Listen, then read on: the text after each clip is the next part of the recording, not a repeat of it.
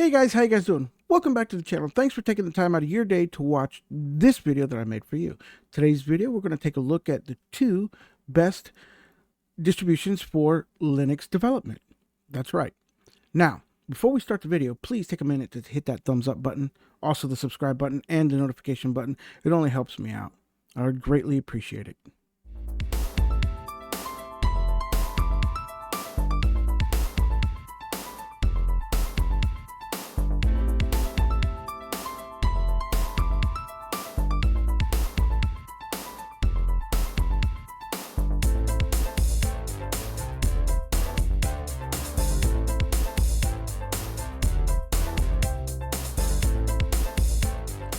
Now, we're going to take a look at our very first one, and that is going to be the Fedora workstation. That's right. Here we go. It's the leading desktop for everything, actually.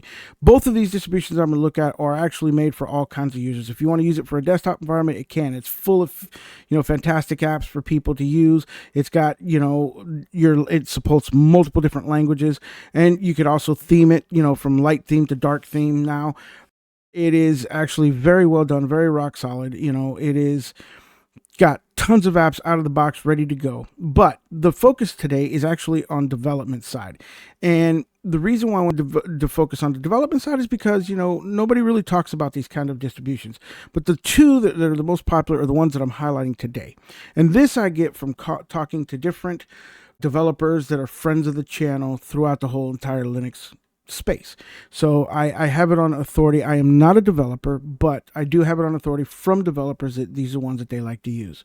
Now, one of the reasons why people like to use it's got multiple variants, so it's already supported for multiple different desktops along with its community spins. It's developer-friendly documentation, which is absolutely true from what I understand, and it's got all kinds of packages ready for developers. That's the different tools that are just developer specific that are already in their repos. Fedora Workstation boldly claims that it's created for developers. As you can see, great for developers. No problems with that. And it's also a community supported distribution as well. One of the most famous actually in the Linux space that has done a lot for Linux lately, that is a developer for, Fedora and uses it to develop an actual distribution based off of Fedora, is Glory Segro himself. He uses it for developing stuff for gaming, his Proton, and stuff like that. He's done lots with that, and that's what he's known for, and he's developed that using Fedora.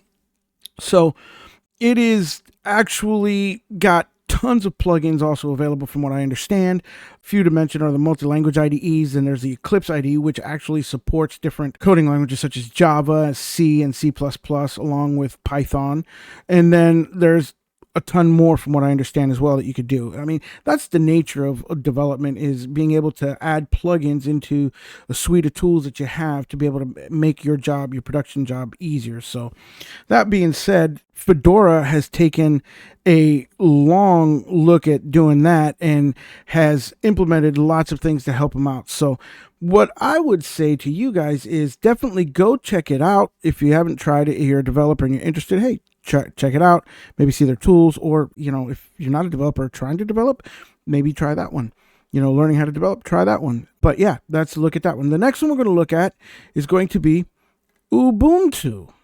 And what makes Ubuntu so good for developers is along the same vein as Fedora. Really, I mean, they're two beasts of the same nature, so to speak. Not the same color, but same nature, where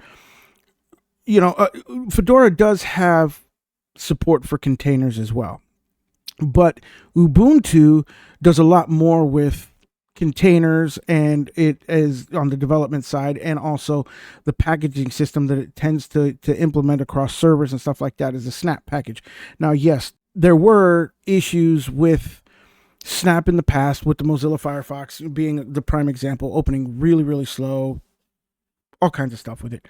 But Snaps is getting better over time, which is ironic because I'm not trying to get into this discussion right here, but Flatpaks used to be the king, but even now recently Flatpaks is starting to have a lot of issues, a little chink in its armor. And so, I mean, there are issues with Flatpaks, there's app images, and there's other different containers, but the one that predominantly is used by Ubuntu specifically because they created it, they maintain it, all that good stuff, is actually snapped using the snapd.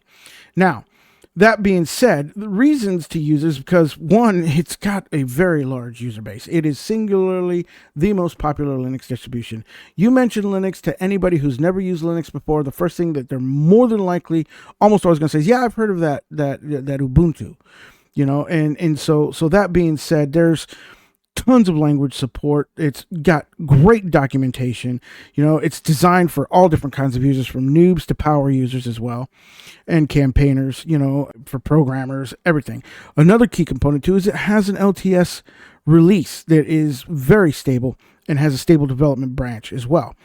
So therefore, I would say it's the kingpin from what I understand and from what I have spoken to other people for helping develop on. I mean, there's other ones out there such as like Sabian for Gen 2, and then you've got Solus out there. I mean, there's other ones that could make the list, and I'm mentioning them because they are two great ones too for that. But the two that really dominate the development space is going to be these two. And so it still supports PPA, but they're pushing more for the snaps. But either way, there's plenty of software out there for development.